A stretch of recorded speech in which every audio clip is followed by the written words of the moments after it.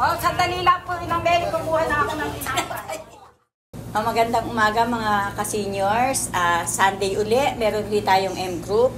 Medyo may kulang tayo wala yung iba nating kasamahan. Wala si Ate Mary, tsaka wala si Ate Josie. Sino pa wala? Sana maganda sana kung nakumpleto natin ngayon. Dahil medyo maganda ang topic natin na pag-uusapan tungkol sa Christmas. Meron akong isang tanong na sasagutin ninyo. Alam ko na yung Christmas very memorable sa sa bawat isa sa atin. Kung paanong naging memorable sa akin yon, ibig ko na i-share din sa inyo yon kung ano yung nangyari nung time na yon.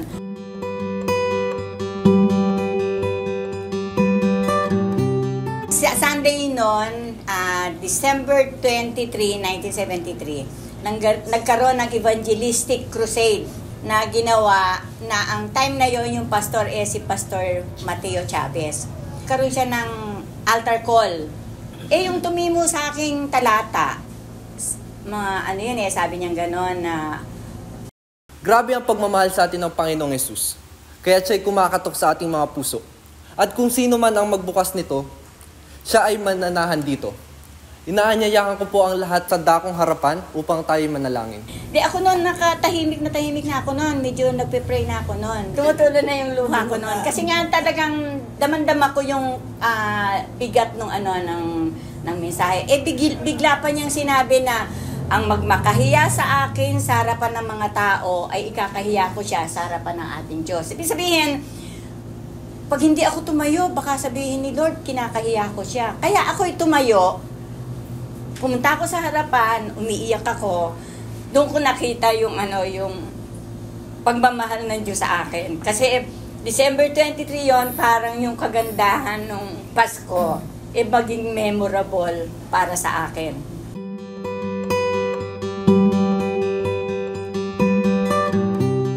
Sige, sino next? Sige, Naipiling, di ba tapos na ako? Ikaw naman ngayon. Ano yung very memorable na nangyari sa'yo nung nakarang mga Pasko?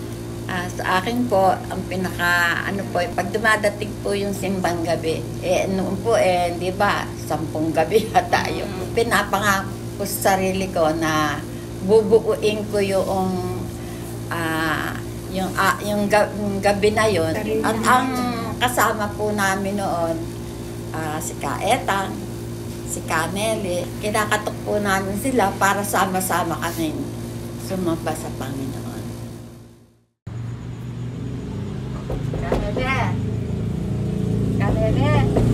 Kanele, simbang gabi na, tara na. Tara na, simbang gabi na, halika na, tara na. Sandali, Kapining, di pa ako tapos mag-ayos. Hay naku, anong oras na, halika na at magsimbang gabi. Magising na tayo, tara na. Etang, simbang gabi na, halika na. Nelly, ikaw ba yan? Kaaga niyo Eto na, nag-aayos ng bagya. Nag-aayos lang ng muka. Saglit lang. Ikaw talaga. Halika na nga. Manggising na. Sabay-sabay na tayo. Tara na.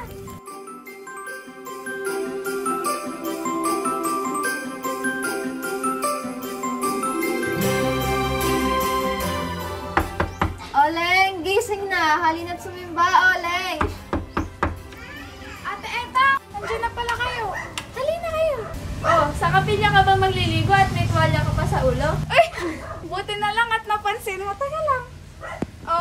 Inasabit ka lang muna. Halina kayo.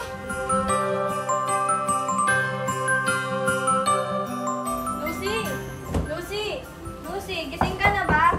Tara, sisimba tayo. Nariyan ka na pala. Sakto at katatapos ko lamang. Tara na. Gaganda naman natin din Ano pa nga ba? Sisimba tayo na Tara. Halika na. Salamat sa Panginoon at nakakatatlong gabi na tayo. Thank you, Nanay Pining. Napakaganda ng iyong na-share. Ngayon, tingnan natin ang share time naman ni Nanay Oleg. Marami may akong experience na nangyari dito, lalo nung mga panahon ng Kapaskuhan, nung medyo bata-bata pa ako. Kasama ako, nagsisipangaruling ng mga kasama namin sa church, kung saan kami nakarating, at masaya-masaya kami. Lahat ng lugar na aming pinuntahan, maski na dito sa Kalumpit, talagang sama-sama kami. Di ba nung time na yun, wala pang kuryente, no? Ala pa, time na yun, pumupunta kami, lakad kami sa Francis dito. At may nadadaanan kami madidilim na lugar doon sa Gadbukang Putol na may tulay. Doon nababalita yung mga may lumilitaw na white lady. Kaya pag pupunta kami, dumadaan kami doon, takot kami. Yung iba nga nagtatakbuhan na, iniiwan pa kami.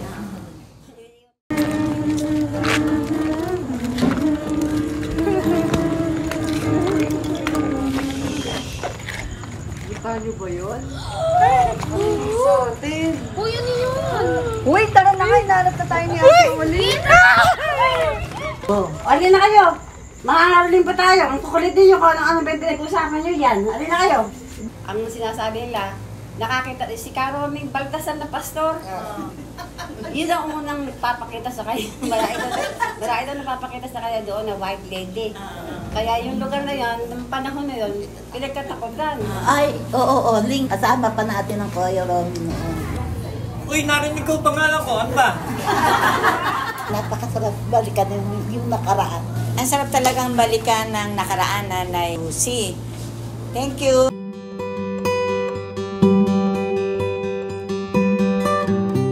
Susunod natin si Nanay Ellen. Ikaw yung susunod. Ay, ako na ba?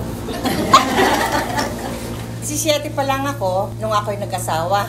Maaga akong nag-asawa. Nabihagata ako ng kagwapuan ni Henry. Joke lang. Ako isang Katoliko, pero siya ay isang Protestant. Binyagan siya dito sa ating iglesia. Pero minsan man hindi ko siya nakasama sa pagpunta sa kapilya. Pininalangin ko na makasama ko siya sa pananambahan sa ating Panginoon. Pero minsan man hindi ko siya nakasama. Marami siyang bisyo. Ando doon yung naninigarilyo siya at nagsasabong. Kaya pag araw ng linggo na ako'y sasamba, nako, nando doon na siya. Nando doon siya sa sabungan.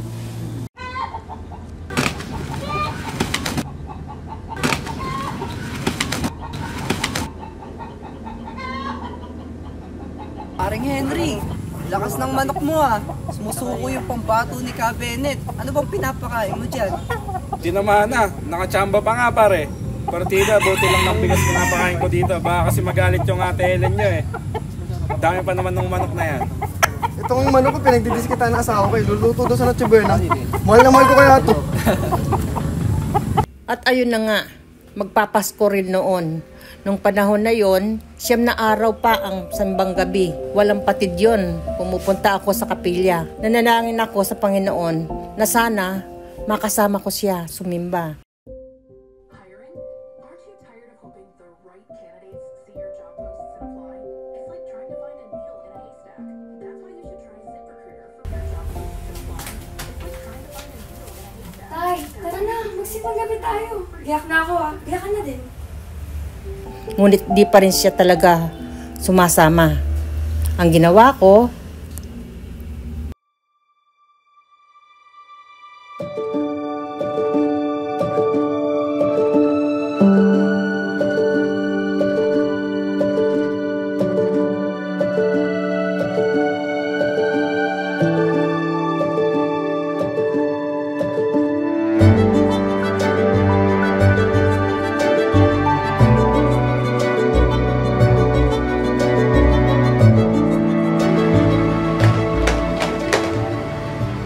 araw-araw ay ginagawa ko ang pagsasabit ng mga damit, sapatos, iaayos ko hanggang sa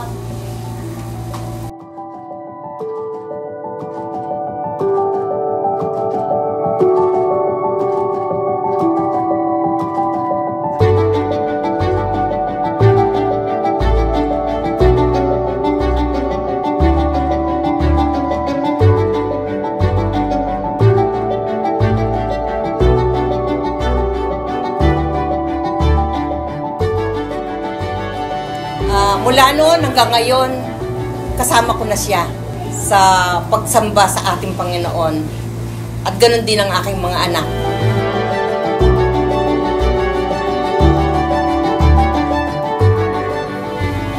Thank you sa mga nag-share. Dahil mananalangin na tayo, isama natin sa panalangin si Nanay Neri na may sakit.